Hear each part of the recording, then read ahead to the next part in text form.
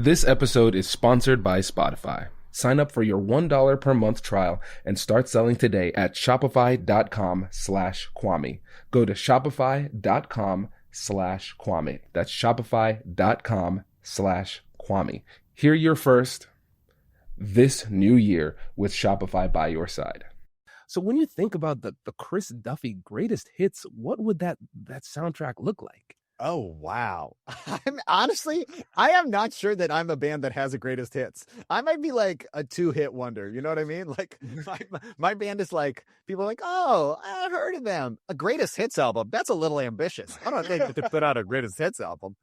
I think that honestly, like what I do, if I do anything that is like particularly special, is I think I have figured out how to talk about topics that aren't necessarily funny or entertaining in a way that gets people to find them entertaining and funny and interesting. And I think a lot of my career is about using humor and comedy as a tool, and how you can use that to open up conversations and build connections in ways that are surprising and meaningful. And so that's kind of like why I wrote the book in the first place, was trying to figure out how could you use humor in a way that I think people often don't think of humor as being used. Like, people often think it's like you should be the center of attention and you're going to get all this praise and everyone's going to think you're the funniest person in the room, as opposed to, hey, it's going to help you to see ideas that you wouldn't have seen before. It's going to help you to notice things in your everyday life. It's going to help you to connect with people more deeply. That's what I really have found is like the beauty of laughter and humor. And so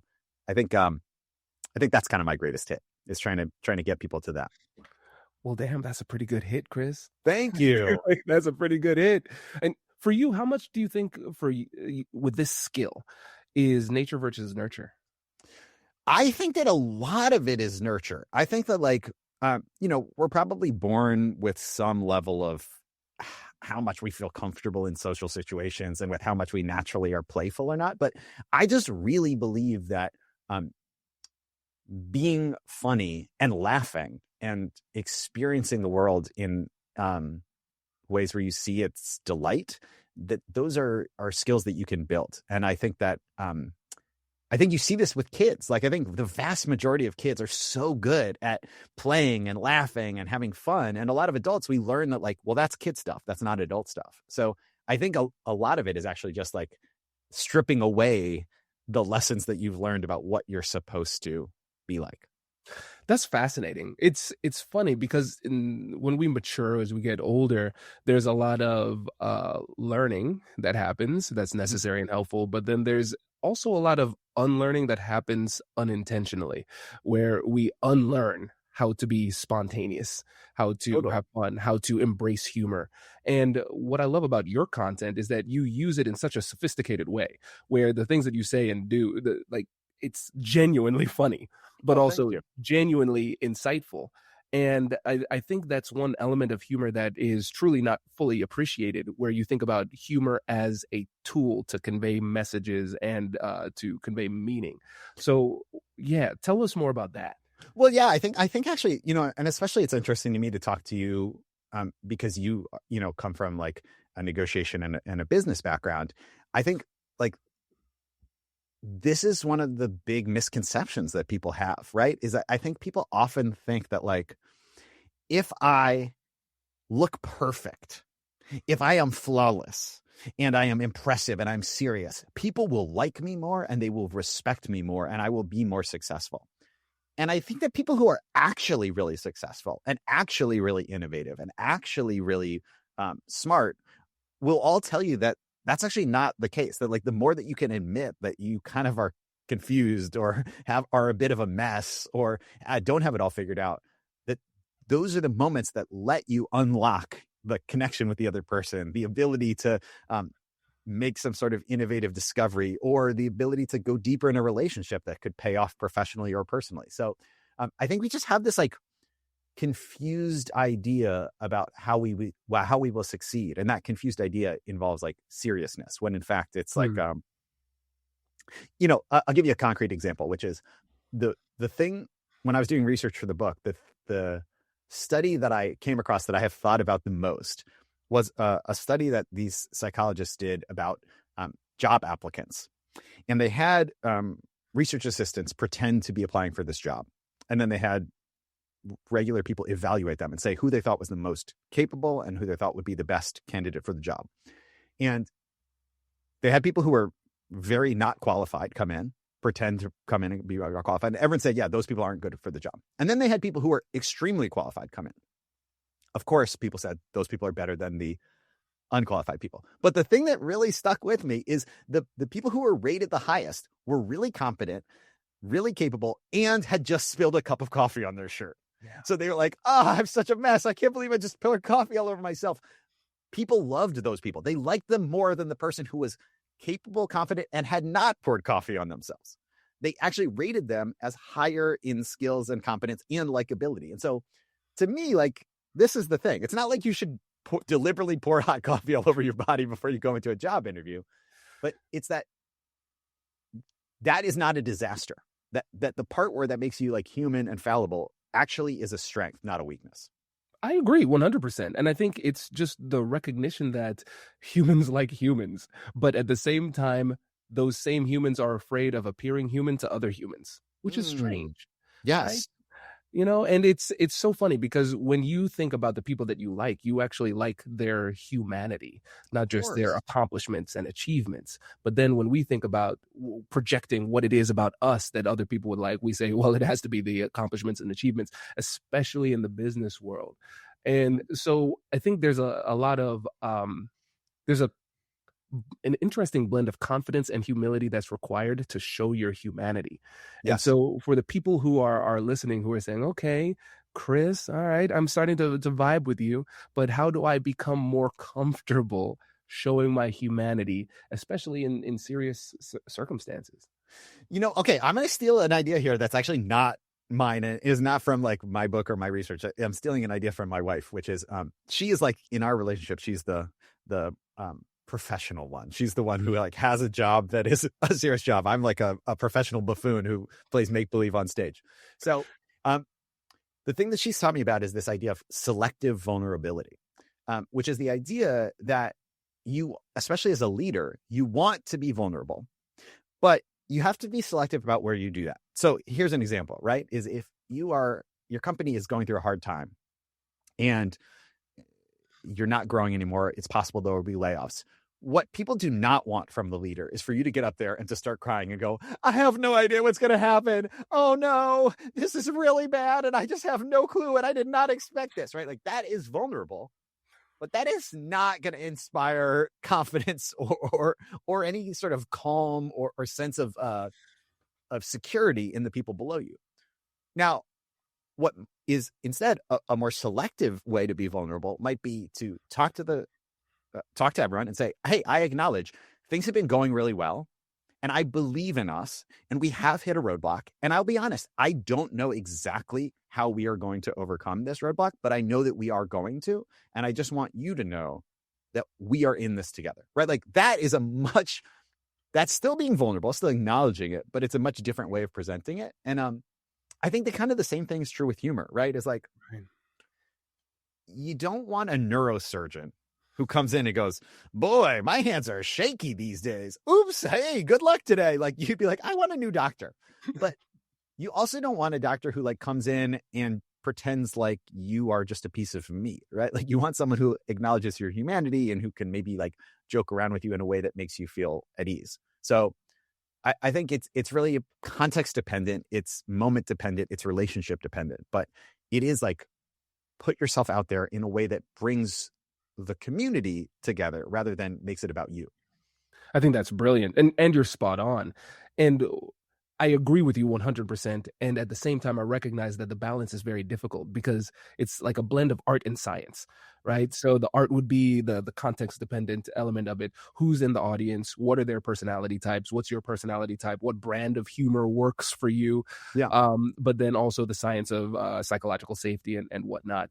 And for me, what it's sounding like is that the only way to figure out what the perfect blend of art and science and timing is for your brand of humor in your context is by experimentation, and Mm-hmm. actually trying it out, because so many professionals can turn this into such an unnecessarily difficult academic intellectual exercise where they're saying, okay, so I'm going to analyze when I should do it, and then they just never do it. But Yeah. I feel like you got to try. Well, Kwame, I would also say, like, I think that it's easy to fall into this trap where you think that the only way to apply humor is for you to be the one saying the funny thing or telling the joke. And I would actually say, if you're not that confident, if you are a little unsure of like how to apply it or whether you can apply it and read the room properly in terms of like what level of vulnerability you should be at or psychological safety, you can have a great sense of humor by laughing at other people's jokes, by um, a, following up and playing along with another person. So maybe find the person who is naturally really funny and who makes you laugh genuinely, not in a fake way. And then a great way to experiment with humor that is very safe is to do a little callback, right? Like if the person who you go in your office and Jill is the woman who always makes you laugh. And Jill says something hilarious where you're at the water cooler and she goes, "Ooh, this is ice cold today. Where did this come from? Antarctica?" Okay, I'm making a very obvious, like, that's a terrible joke, but maybe in this context, you think that's really funny. Then the next time you see Jill at the water cooler, you could be like, "Jill, I'm getting that straight Antarctica water. Is good stuff. Thank you so much." Like very safe, very low risk, but playful. And you're bringing back the thing that you two have laughed at before. Now, hopefully it's an actual funny joke and it's not some sort of weird Antarctica water reference, but the idea being that like, it doesn't have to be you. Yeah. Supporting other people, laughing at them, genuinely allowing for the connection to be made between people, that is such an important part of humor. And that's so often underrated because people make it about themselves being the one to generate it rather than to receive it. That's very helpful. That's very helpful because I think that takes a lot of pressure off of people when it comes to utilization of humor in the moment too. So you don't need to say, okay, I actually need to become a comedian with like lines ready. There are different types of humor, but there have been a number of times in this conversation where you have presented like layers of stratification of humor that I haven't really considered. Right. So I think a lot of times when people think of humor, they say a joke. Okay, the joke is funny, right? But you talk just in that last response, you talked about how it could be a callback, and then it was like a meta joke because you made fun of yourself in the joke that you told, which was done in a funny way. And this, I don't even really know how to pose this question, but how many types of ways are there to make people laugh? Like how many? As a comedian, do you see different types of jokes, identified types of jokes? Yeah, that's such a fun question. I would almost say that there are an endless type of ways of making people laugh. But certainly there are some like broad categories that you can think about, right? Like there is a self-deprecating joke. There is like a group in joke. There is a callback. There is a physical comedy, right? Of like being dressed in a funny way or falling down or like making a funny sound. There's potty humor. There is like puns. There's wordplay. So I do think there is kind of like an endless array. And I think one of the things that's kind of interesting about comedy intellectually to me is that if someone was to say to you, like, "Do you like music?" you would probably get a little more specific. You wouldn't just be like, "Love music, can't get enough of the stuff." Right? But like with comedy, we don't really have genres as much. We don't have these like named genres. So it's sometimes people sometimes have the experience where like if you listen to heavy metal music and you said, "I don't like that," you wouldn't necessarily say, "But that must mean I also hate Beethoven." And in comedy, we sometimes don't have the like names for that. So you might experience like a really like aggressive, rude type of comedy and say, "That's not for me." And then you would think like, I should just stay away from jokes, and you would miss out on the part that would really speak to you. Right. No, that makes sense. That it's funny because I love to explore experts' perspectives on their expertise because the way that you see it is completely different. And even just in passing, you mentioned group in joke. Was that something? Yeah, like an inside joke with a group. I mean, like I think that if in my experience, if you ask people when's the last time you laughed so hard that you cried, Like you just like could not, tears running down your face, holding your sides. It's very rare that is like, I was watching a comedy movie or I was watching a sitcom, or it's especially rare that it's like I heard a knock knock joke or something like that. It's almost always like I was with a friend and they were doing this thing and we were talking about this thing that has been going on for years, and we just got into this moment where it was ratcheting up and we were laughing and they said something else, and then I just couldn't contain it. And I think that, like, to me, that's why I believe so deeply that this is important, because it locks you in the moment with this other person. You are so present and so connected in a way where a lot of times in our lives, we're kind of like 50% there. You're half on your phone, you're half talking. And when you're really laughing with someone else, you are absolutely locked in with that other person. You are nowhere else. And then the incredible part is it's not even just that moment, right? It's like, I can tell you from 15 years ago, jokes that I have with friends that are still things that make us laugh today. And it just ripples through time. You have these inside jokes for the rest of your relationship. So I just love that. I think it's such a powerful and kind of magical thing. I agree. And I think about this, as you were saying this, there's such an important role that humor plays in group cohesion and relationships. And so let's do a little bit of a hypothetical here. Sure. Hypothetically, would it be possible, or what would the relationship look like if you had a best friend or a romantic partner, long-term romantic partner, and there was no humor, no laughter? Yeah. How would you describe that relationship? Well, I mean, for me, that's not a good relationship. That's not one that I would want to be in at all. Humor is such an amazing way of connecting and connecting deeply.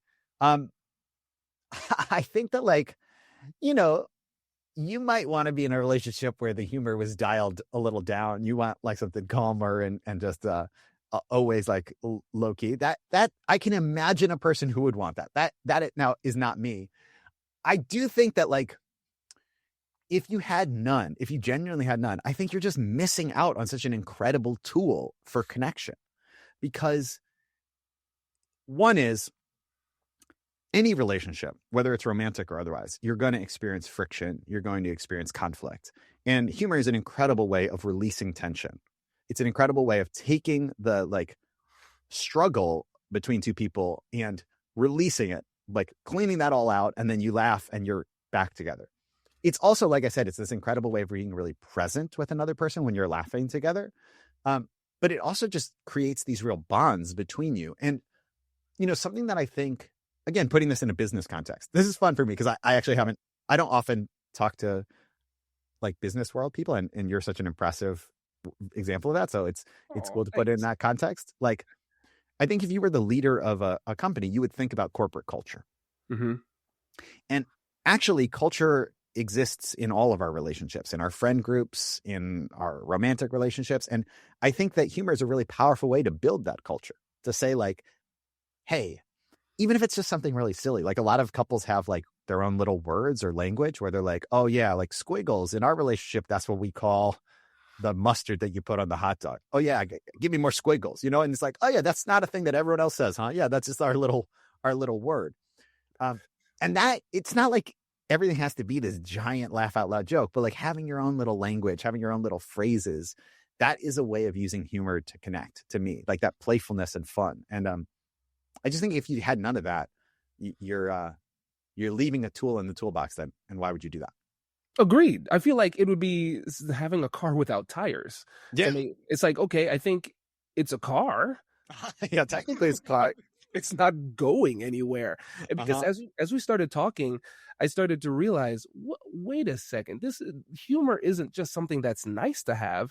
I think it's foundational and necessary, because it's like, okay, perfect partner, perfect romantic partner, but you never laugh together. I'm like, well, then that doesn't make sense. It's like, it's your favorite food, but it tastes really bad. That doesn't make sense, Look, also, can I be honest with you though? It's just really funny, which is like, as I'm answering this question, I really do feel like I was like kind of like being defensive in the, like, from the hypothetical person who sends me an angry email that's like, excuse me and my partner never laugh and we are very happy. And I'm just like, I guess if you're that person, you probably are extremely likely to send me an angry email and to have like a lot of statistics and data to back you up on how humor is actually not necessary. So I'll just preemptively say, if you're listening and you're like, we never laugh and we've never been more in love, good for you. I'm amazed and I love it. And you are a car without tires, but you figured out another way to make the car move. You know, you put the car on wheels. You put the car on tracks. It's a boat that's a car. I don't know. Right. I guarantee you that there's nobody who listens to this podcast who fits that mold. You know, I bet you'd be surprised, because I will tell you that over the course of my career, the angry emails that I get are almost always for things where I'm like, I could never in a million years have imagined that would be the thing that made someone upset. Like one time I made a joke on public radio where I said, the moon's like 1,000,000 times bigger than your face. And I got so many angry emails from people being like, the moon is far bigger than 1,000,000 times bigger than your face. That is comically small. The new year always reminds me of the moment that changed my life. Growing up as a first-generation Caribbean American in small-town Ohio, I learned early what it felt like to be left out. That fear of rejection pushed me to become a people pleaser, someone who avoided conflict and said yes when I should have said no.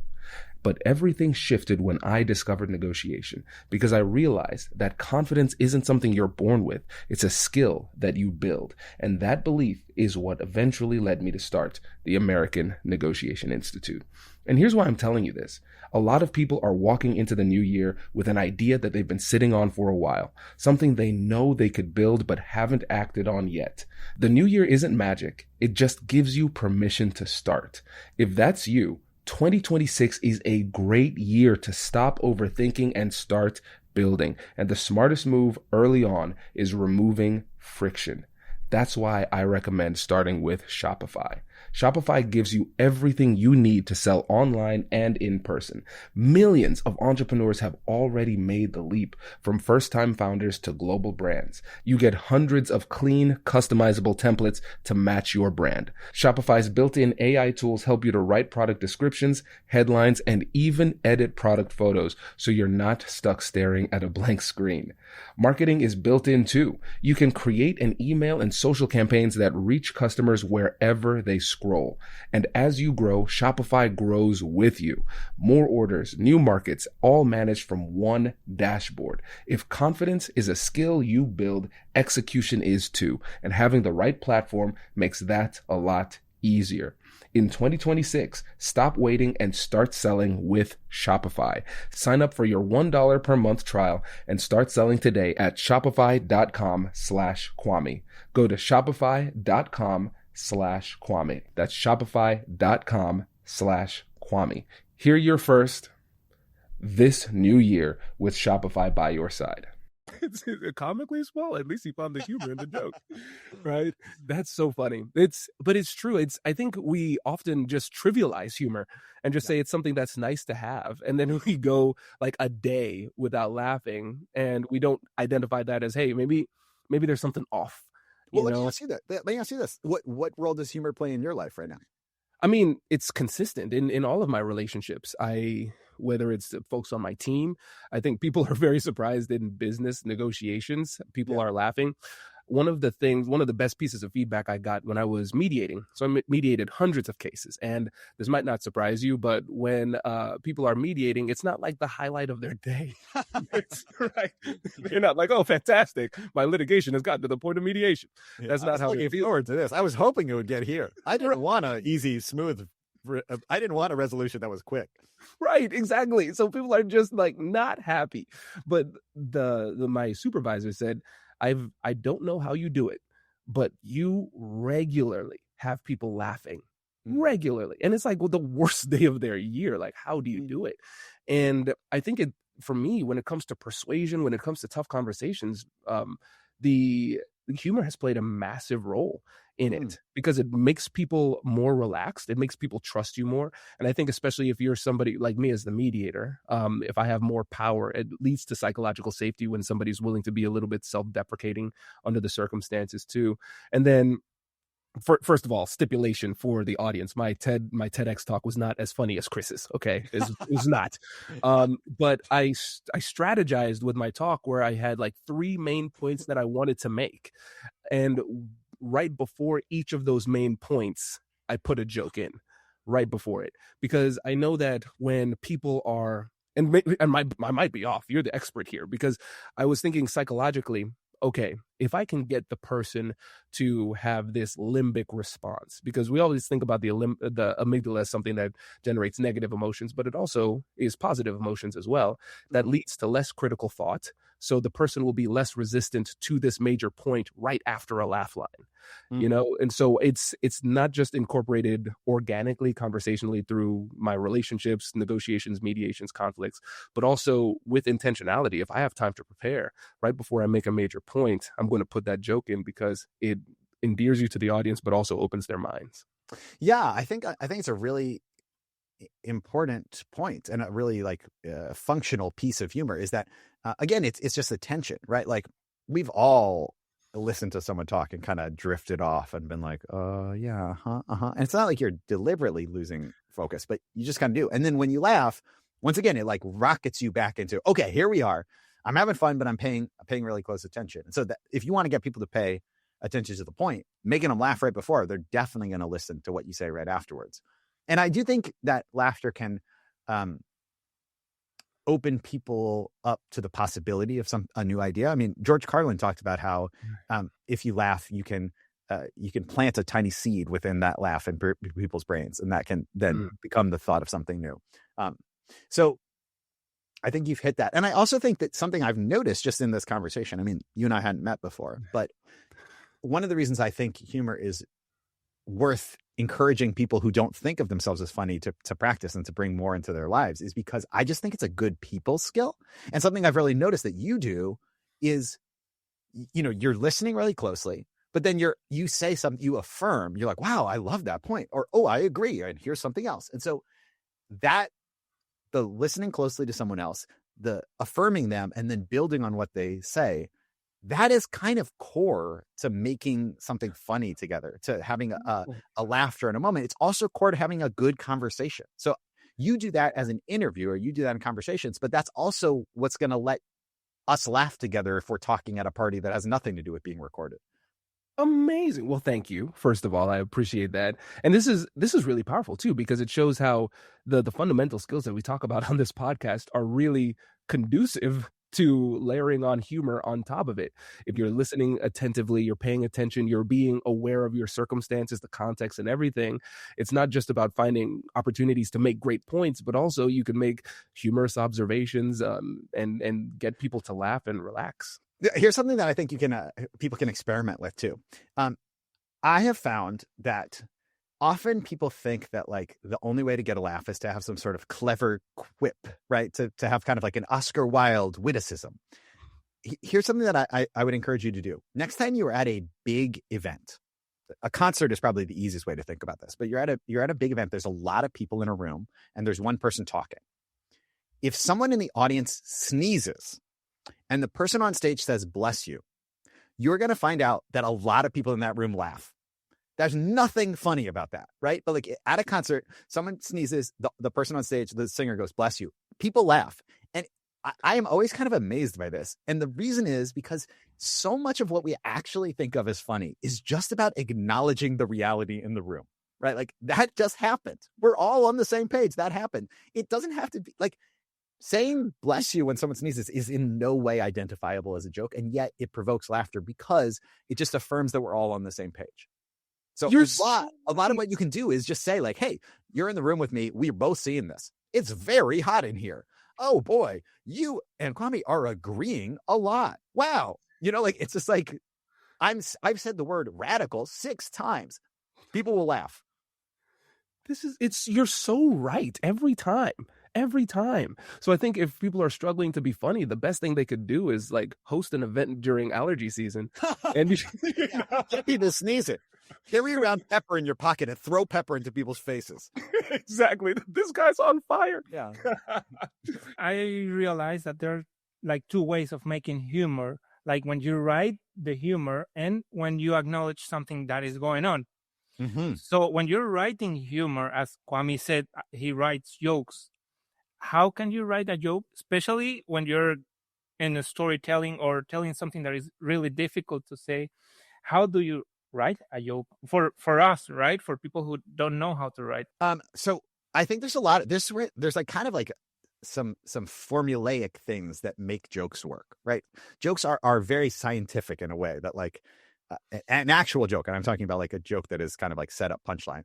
And a lot of times the context where someone is going to want to tell a joke is like they're giving a speech or they're giving a toast at a wedding or they have a presentation. They want to start with something funny or they want to say something funny in there. So a couple of really basic things are, one, keep it simple.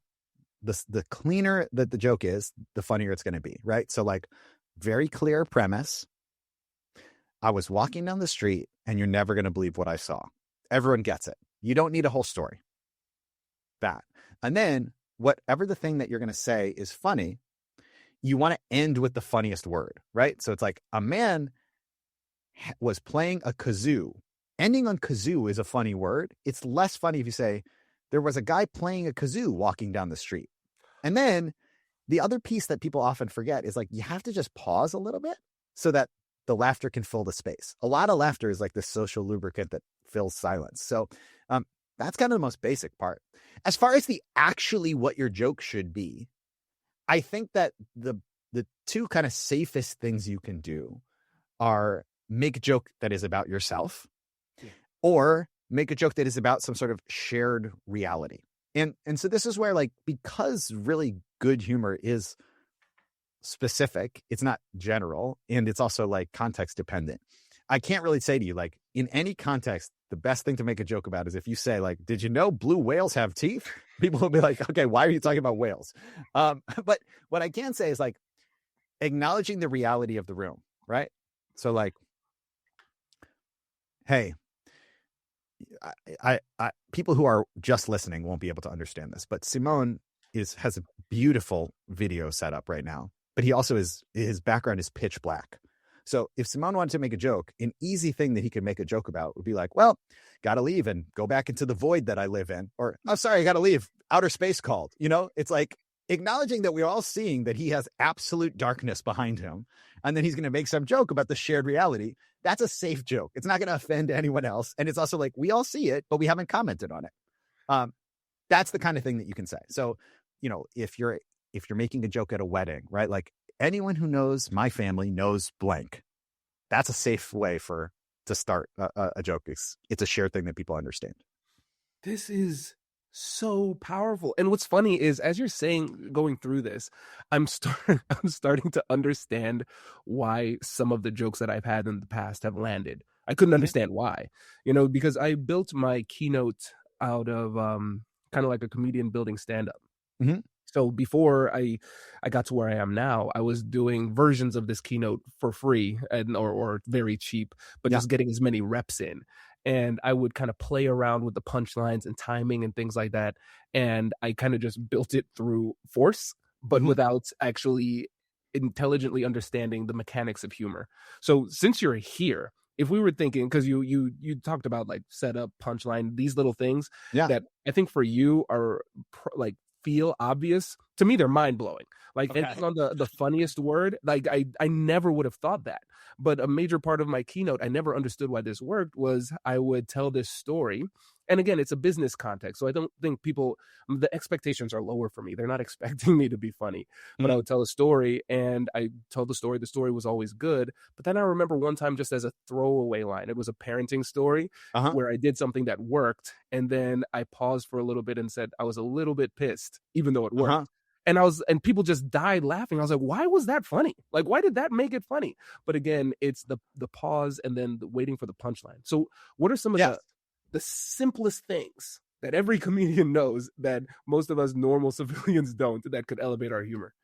Well, I think that one of them is exactly what you just said, which is that you actually, if you really want to tell something funny, you probably have to experiment with it a few times and test it out and find out what the version that is the funniest is. I mean, this is true for like every comedian workshops jokes, and they tweak the way they word it, they tweak the intonation, they tweak how they stand when they say it.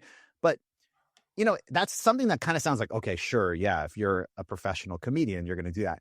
I think that actually people do this in their regular lives too. Like everyone has kind of their like go-to story, or at least has like an uncle who has a go-to story, and you've heard it a bunch of times. And it really is funny when like a new person hears it, but maybe you've heard it 400 times. I mean, there's something that's like not so bad about that, of like having told a great story over and over and figured out like what makes it really work.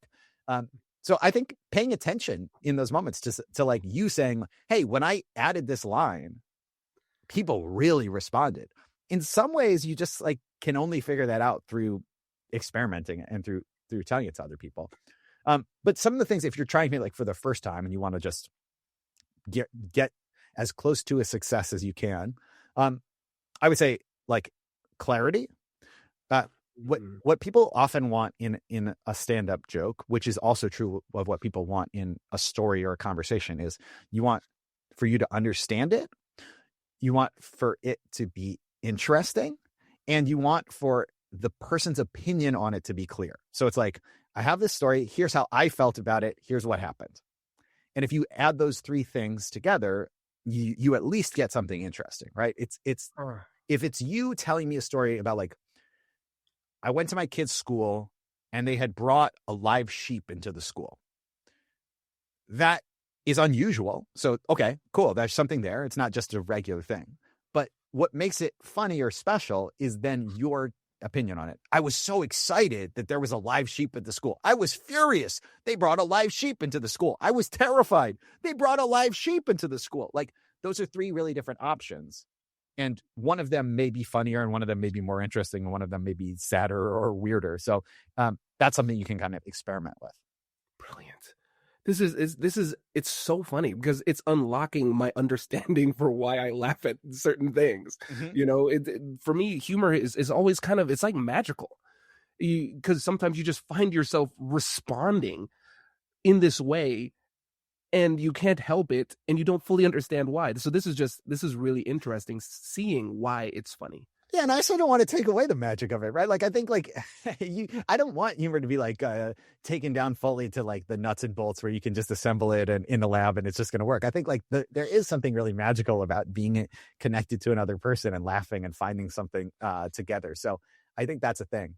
But I will also just give another example, which is since we have Simone here, this is a really amazing opportunity, right? Because here is a person who is like an accomplished, talented podcaster in Spanish, in another language. And also you're now an accomplished, talented podcaster in English too. And I think anyone who is trying to learn a new language has experienced this, which is there is no way to become good at another language without making mistakes and sounding foolish. Everyone would prefer if they just went from I don't know Spanish to I'm fluent in Spanish. That's impossible. The only way is to talk to a native Spanish speaker and to say things that are bad and make you sound incompetent. But through that, you get better at it. And a lot of humor also relies on just being willing to say something that makes you sound bad or incompetent and not trying to be perfect all the time. And I think like if you acknowledge that and you acknowledge that you're going to be incompetent, you're going to make mistakes and you're going to have your foot in your mouth, people will like you more, but they'll also laugh at the jokes. And so like a classic example in Spanish, Simone, you can back me up on this, is in a native English speaker is trying to learn Spanish and they'll say something and they'll realize that they said it wrong. And then they'll go, oh, soy embarazada or soy embarazado. And then the Spanish speaker will go, you're pregnant? Because embarazada does not mean embarrassed. It means you're pregnant. And so there's something very funny about being like, oh, I made a horrible mistake. I'm so pregnant. Like that's very funny. And that's also a step in learning how to actually say what you want to say in Spanish. You're so right. So my I don't talk about it very much, but I had a minor in Spanish, so I studied abroad in Ecuador. Every single one of my friends made that mistake. Mm-hmm. And what was funny is when I was learning Spanish, and I was studying abroad, we were living with a Spanish, an Ecuadorian family. and I was struggling to communicate. And one of the things that was constantly coming to mind was, man, I just want these people to know that I'm smart because I don't feel smart right now. And I remember I started obviously getting better toward the end of the time there, but the time where I realized, oh, my Spanish is really good was when off the cuff I made a joke in Spanish and it landed. I will never forget this joke. It's not that great, but they laughed and it meant everything to me, right? Totally. And I think about it in terms of how many, kind of going back to what we said about how we always want to project as so serious and we want to be seen as serious and accomplished and whatnot. And what's interesting is that oftentimes the harder we try to seem serious, accomplished, and intelligent, the less serious and accomplished and intelligent we seem. Totally. But one of the easiest ways to show somebody that you're intelligent without actually proving your accolades is by telling a joke. And I think that's one that lands. And I think that's one element of intelligence that I don't think is fully appreciated. If you can get somebody to laugh, especially in a business context, and they know nothing else about you from the halo effect and just understanding how human cognition works, they'll realize this person has a level of understanding that is somewhat profound. Yeah. And I think that's like a business case for humor too. Well, okay. I want to ask Simone a question, but I also want to answer this first, which is, so exactly what you just said. One of the evolutionary theories for why we developed humor as a species is called encryption theory. And that the idea behind encryption theory is an observation that across cultures, whether you live in an industrialized Western society or you live in a hunter-gatherer society, they looked at this across all continents with much higher percentage accuracy than random. People were able to identify instantly whether whether a laugh was in response to a real laugh or was it a fake laugh, right? So if you go like, ha, ha, ha, ha, ha, people could hear that and go, that's not real. Or a genuine laugh, they go, that's a genuine laugh. And now, so these scientists were interested in that. And they said, well, why would that be? Why would we, across all of these cultures, why would we as a species have such a finely tuned ability to tell when someone is fake laughing? Why would that be important? And the theory that they came up with was that humor served this purpose of being able for us to tell right away whether someone understood what we were saying, whether we gave them a puzzle. And if they had the key to unlock that puzzle, then they would laugh. And if they didn't have the key, they'd pretend to laugh. And we know they don't actually get it. They're not part of our group. They don't have the requisite background knowledge. And at certain times in human history, that would be really important. That could be life or death to know whether someone actually gets it or not. And so when you're saying like one of the ways to show that you are intelligent and that you get it, I would say that like there's a strong scientific argument to say that like that is kind of why humor evolved, is for us to know like, oh, this person actually gets it versus they don't and they're pretending and I should be cautious around them. Wow, you're so right. You're so right. So interesting story. So my family's originally from the Caribbean, and then I grew up in Tiffin, Ohio, which is a bastion of diversity, as you could imagine. He said sarcastically. And one of the things that was interesting was that, culturally, I was raised with a Caribbean culture in, Midwestern white America. So when I came to my college at big school, that was the first time I was consistently introduced to African Americans. And so my wife is African American. And so I make that cultural distinction versus racial distinction. Sure. And so I had to learn the culture of African Americans too. So it was funny when I was hanging out in those groups. Obviously, I am Black, so I look like I fit in. I learned how to code switch. So this is my business American accent. Obviously, when I'm with my family, I code switch Caribbean. And so I had to learn how to code switch African American. And so they would have these cultural jokes and I would laugh. And one of Whitney's just would warm her heart to be like, hey, everybody stop. Kwame doesn't get it. Kwame, he does not know what we're talking about. I'm like, oh, man, I get it. She's like, okay, tell me what Friday is. Tell me about this movie. So talking about, so it's funny too, because you're absolutely right. If somebody doesn't get it, it is an instant cue that they are different, they are the other, and there's less of a connection there. Yeah, it's also the flip side, right? Is like if they do get it and they are genuinely laughing, you're like, okay, we are on the same page. You and I, we understand each other. So I think it can cut both ways there. Where in the Caribbean is your family from? My dad is from a small island called Dominica, and then mom's from Guyana. Uh-huh. And so Yeah. did you find that the same thing happens in reverse, where like sometimes you will be having a joke that is specific to your family and then your wife is like laughing and trying to get it and she doesn't actually do it? Whitney is she will just be like, I don't get this. Oh, I love people like that. I wish I was a person like that who could just say like, I'm just telling you I don't understand. Instead, I'm like, ha ha, yeah, totally. Oh, and I know as a guy who has been to Guyana, I totally get it. Right. How important is the context, right? I live now in Canada, so I came from Venezuela, and everything changes, right? Yeah. So I tried to translate my jokes, and everybody was like, Yeah. silent. And to me, it was so funny. But it's very difficult to explain not only the words, but the context and the way of humor, because at least in Venezuela, we have another concept of bullying, which is not aggressive at all. So here, bullying is in North America, it's more aggressive. So when we bully there, we do it in a different way, but here is like the yellow alarm or red alarm. Yeah, it's not good. So we see it in different ways. So I had to say, okay, I have to stop joking, learn, and then try to do it again. Is there a way to find like a universal formula for jokes so that I stay safe? I got to say the answer is no. I don't think there is a universal formula. I think like, the closest thing to a universal formula for jokes is it does.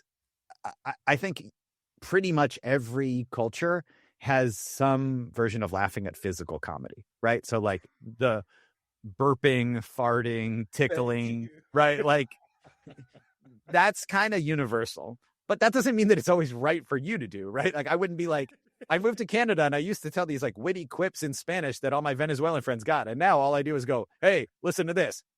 Like that. I think people will not like you that much if that's your new version. So, but I think humor is extremely culturally and context dependent. And again, I think it's kind of the magic of it is that like it's really like you and I are in this moment and we're seeing this and having this shared experience. But like Kwame said, like even with him and his wife, it's there are moments where there's crossed wires or it's not exactly the same thing. And I've on the podcast that I host, I once interviewed the marriage experts, the Gottmans, and the Gottmans say that every relationship is a cross-cultural relationship. That even if you come from exactly the same ethnic and social background, that every two people have a different cultural understanding of how things are supposed to work. And so you always are going to have to navigate those lines. It's never going to be the same. Okay, first of all, when Simone was saying, is there a joke that works across all cultures? Did you see my childish? I know, you really loved that it was farts and burps. Man, I was like, man, it took 1,700 episodes and almost a decade, but we're going to say fart on the podcast. Oh, you never even said the word fart? Oh my gosh, I made a fart noise with my mouth. That's incredible. I know, this is great. And for me, struggling with lactose intolerance my whole life, this is like, I feel so seen. Yeah, right. Now I'm like, I got to find out other words you've never said. Fart, flatulence, butt blaster, butt trumpet, rear noise machine, sonic explosion. I'm like, what else can I say? I'm so excited to send this to my friends. They'll be like, this is the most Kwame episode ever. Yeah, they're also gonna be like, that. Why was that man on the show again? Literally, who was that man? And then second of all, don't just say the podcast that I host like it's not a big deal. So can you just like take 30 seconds, again, be selfish and promote the podcast? Then we'll go back to this podcast episode, but I need you to give yourself a pat on the back here because it's big.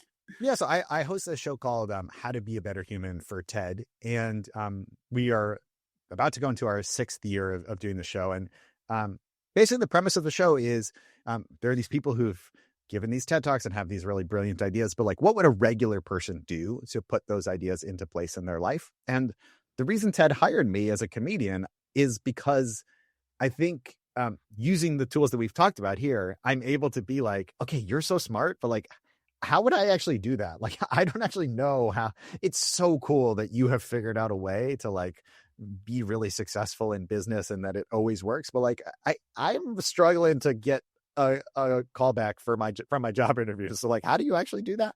And I think basically like the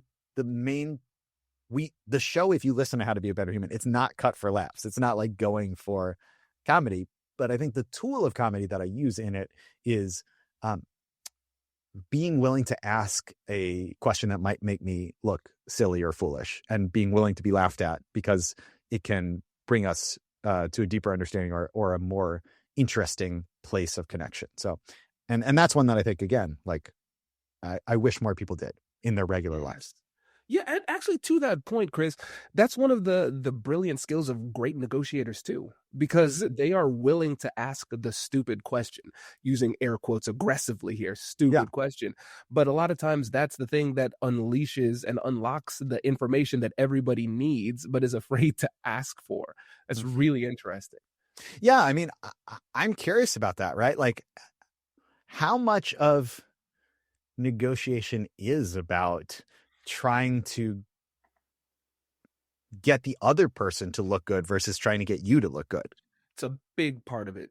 Because especially I think it's a cool pattern breaker too, because people go into these negotiations like armored up, very defensive a lot of times. And if you are more relaxed, you're willing to have self-deprecating jokes when appropriate, get people to introduce some levity to the conversation, their armor goes down. But also, I recognize that at the end of the day, they have people that they have to go back to and talk about this. So for me, I always want to be able to frame my offers and frame the situation in a way that is tailor-made for tooting their own horn when they go back to their people, where they can say, this was a win for me. I went up against Kwame Christian and I got this for us, right? Yeah. And so I need to be acutely aware of what it is that they want and why, but not just what it is that they want, how they frame it and the words that they use. So then I tailor my offer based on this. So it's framed from their perspective, not mine. So they could go back and say, this is a win. And I'm like, yeah, it's a win for me too. So this is the thing that I think has actually been the biggest surprise for me in my own career is, I was a fifth grade teacher. And so I very rarely had to negotiate things, right? Like there was like a set contract and then you got a set raise every year. And then I when I became a comedian, I would have never said that my skill set would lend itself to like running a small business. And I also would never have said like, I want to run a small business, but so much of the day-to-day job is like, you get a contract, you have to negotiate the rate, you have to negotiate the terms of the contract. And a lot of the business of being a comedian, of being an independent producer of media is like the same as if I was selling sneakers. It's just like, instead of sneakers, it's like my services. And so I've really had to learn how to have these conversations where someone says to you like, well, what does it cost for you to come to Wichita and give an hour-long performance? Because there isn't like, for them or for me, there's not like a thing I can look up. I can't like go online and go like price list, Chris's comedy, Wichita, Kansas. And I found that over the years, I've really had to like develop some of these strategies for negotiation that I never would have thought would be in my toolkit, but that have now become part of it. Excellent. See, everybody's a negotiator. They just don't know it. And let me say this too, because let me push you on this, because when you think about the traditional ways of negotiation, it's very transactional. But for me, when I think about negotiation, I define it as anytime you're in a conversation and somebody wants something. And for you, when you were teaching, some of the toughest negotiations, they weren't about money because the collective bargaining, whatever, that's locked, right? But then when it comes to interactions with parents, other colleagues, like you were having some of the toughest negotiations imaginable. Yeah, well, as soon as you said it's a conversation where somebody wants something, I was like, oh yeah, well, we did a lot of negotiating of like, how can you get tissues when you have a runny nose and you want to get up from your seat, right? Like there was a lot of negotiating of all the details of how a classroom ran, where a kid would be like, well, I want to sharpen my pencil right now. And I'd be like, well, it's actually quiet reading time and we're not using our pencil. So we don't need to sharpen your pencil. So that's not the time that we do that. They'd be like, well, this, and then you'd have to come to terms on like, so what is the pencil policy? What is the tissue policy? What is the policy for when we read quietly versus when we're allowed to talk to our friends?